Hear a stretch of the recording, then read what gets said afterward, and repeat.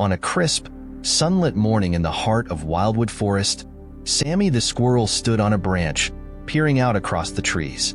He was the type of squirrel who could never sit still, his mind always spinning with ideas, big dreams, and ways to be the happiest squirrel in the entire forest. After all, wasn't happiness what every animal should want? Sammy was convinced of it. And so, day after day, Sammy chased happiness like it was his sole purpose. New adventures, new nuts, new friends, new tricks, anything that could bring him a thrill. He'd seen other animals living slow, steady lives, but that was their choice. Sammy wasn't about that. He wanted more. One day, after sprinting through a line of treetops at dawn, Sammy caught sight of his friend Benny the Badger resting quietly by the river, watching the water flow in peaceful silence. Benny, with his graying fur and calm eyes, had a reputation for being one of the wisest animals in the forest. If Benny knew any secrets to happiness, Sammy was certain they were outdated and boring. But today, Sammy felt a strange curiosity.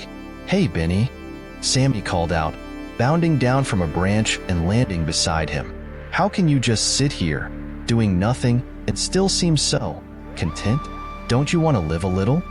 Benny smiled, his slow, knowing smile. "What's got you racing around today, Sammy? Chasing happiness again, are we?" "Oh, you bet. There's so much out there, Benny. I want to experience it all," Sammy exclaimed, eyes gleaming with enthusiasm. Benny chuckled. "And how is that working out for you?" Sammy scoffed. "What do you mean? It's fantastic. Just yesterday, I found a rare red acorn that none of the other squirrels have ever seen. And this morning, I was at the very top of Pine Peak, highest place in the forest. I'm having the time of my life." Benny nodded. "Sounds exciting. But have you had any time to enjoy those things? Or are you just moving from one thrill to the next?" Sammy waved him off. "You just don't get it. You're old-fashioned, Benny. Happiness is out there, and you have to go grab it. I can't sit around like you, letting life pass by." Benny shrugged. "Suit yourself, Sammy. But maybe, just maybe, happiness isn't a destination or a possession. Maybe it's something that finds you when you stop searching so hard." Sammy shook his head and dashed off, convinced that Benny's way of thinking was why the badger's life seemed so uneventful. Days turned into weeks, and Sammy pushed himself harder. His adventures grew wilder. He sought out the farthest trees, dug for the rarest nuts, tried to meet every creature in the forest. But something strange started happening. With each adventure, the thrill seemed to fade faster. The highs didn't last like they used to, and Sammy found himself desperate to keep the feeling going. He was exhausted, but he ignored it. After all, he was Sammy the Squirrel, the happiest, most adventurous squirrel in Wildwood Forest. Yet, as he rushed around, he began to notice something hollow. Despite everything, he couldn't shake a sense of emptiness. But he was determined to push it away, convinced that if he could just find the next great thing, that feeling would disappear. Then came the day that changed everything. One evening, as the sky blazed with a crimson sunset, Sammy spotted a glimmer across the river, a beautiful, untouched grove filled with wild berries. They glistened like tiny jewels, promising a taste unlike any he'd ever had. Without thinking, Sammy launched himself toward the grove.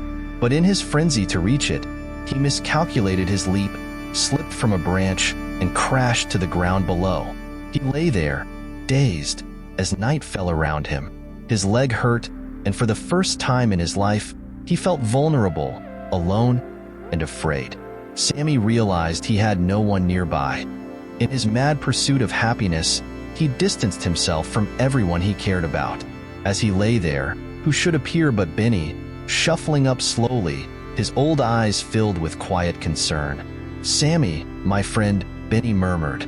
"It seems you've run yourself ragged." Sammy could only nod, too weary and sore to respond. Benny helped Sammy limp back to his den, where he nursed his wounds in silence. Days passed, and Sammy was forced to stay still, to simply rest, something he hadn't done in a long time. And in that stillness, his mind wandered back over the frenzy of his recent weeks, all the moments he had rushed through, barely noticing. He began to understand what Benny meant by happiness finding you. In all his seeking, he had missed the simple moments of joy around him. The thrill of a new adventure had blinded him to the beauty of what was already there. One morning, as Sammy was feeling a bit better, he looked out from his den and saw the sunrise casting a golden light over the forest. For the first time, he felt a quiet peace, simply watching, breathing in the fresh morning air. It was small, simple, but satisfying.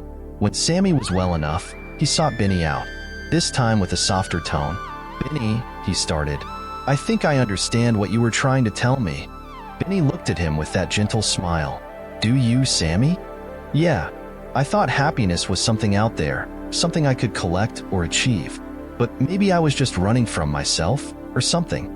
I wanted to feel special, like I had it all figured out, but I think I was missing the point." Benny chuckled.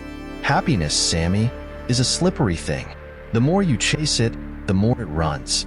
But when you stop, when you allow yourself to just be, sometimes it comes and sits right beside you."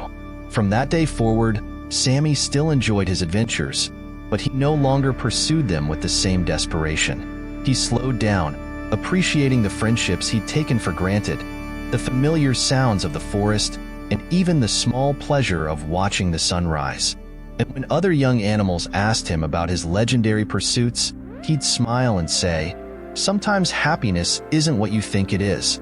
Sometimes it's just noticing the world as it is, not as you wish it to be." And Benny, quietly watching nearby, would give him a proud nod, pleased that Sammy had found what he'd been looking for all along.